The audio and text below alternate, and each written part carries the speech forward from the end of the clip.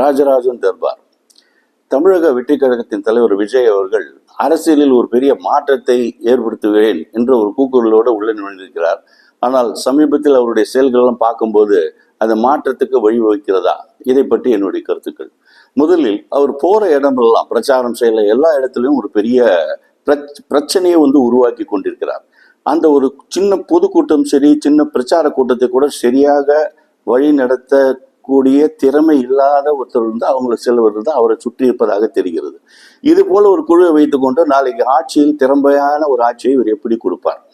இதில் பெரிய சந்தேகம்.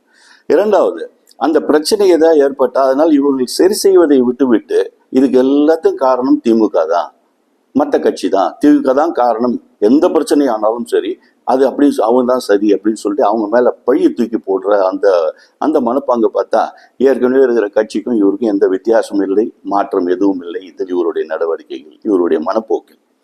அதுக்கடுத்து பார்த்தோன்னா இவருடைய அனௌன்ஸ்மெண்ட்ஸ் எல்லாம் பார்த்தீங்கன்னா இலவசம். மற்ற கட்சிகள் எப்படி இலவசம் கொடுக்குறது, 2500 ரூபாய் இதெல்லாம் கொடுக்குறோம், அதே மாதிரி இலவசங்களை இவர் கொடுத்து கொண்டிருக்கிறார். சிறப்பான நல்ல திட்டங்களை எல்லாம் கொடுப்பதை விட்டு மற்ற கட்சிகளை போலவே இலவசங்களை அறிவித்து விட்டு கொண்டிருந்தால் என்ன மாற்றத்தை இவர் கொண்டு வரக்கூடும்? அதுக்கப்புறம் பார்த்தா இவர் ஒரு மாற்றத்தை கொண்டு வரணும், திறமையான நல்ல புது வேட்பாளரை நிறுத்தி இருக்க வேண்டும். ஆனால் பார்த்தா மற்ற கட்சி, குறிப்பாக அதிமுகவிலிருந்து வெளியே வந்தவர்கள், அதிமுகவில் சேர்ந்த அல்ல மற்ற கட்சிகளை சேர்ந்த ஒரு 100க்கும் மேற்பட்ட வேட்பாளர்கள் என்று தேர்தலில் இவருடைய சார்பாக நிற்க வைக்கப்பட்டிருக்கிறார்கள். என்ன நேர்மையான ஆட்சியை இவர் கொடுக்க முடியும்? மாற்றம் மிகுந்த ஒரு ஆட்சியை.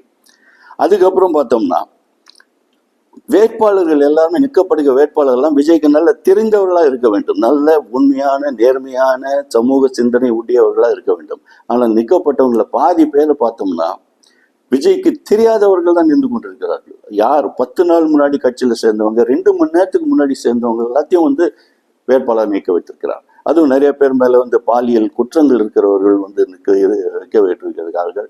அதுக்கப்புறம் கஞ்சா கேஸ்ல ஜெயில ஜாமீன்ல வெளியில வந்தவங்க அவங்க எல்லாம் வேட்பாளர் நீக்கப்பட்டிருக்கிறார்கள்.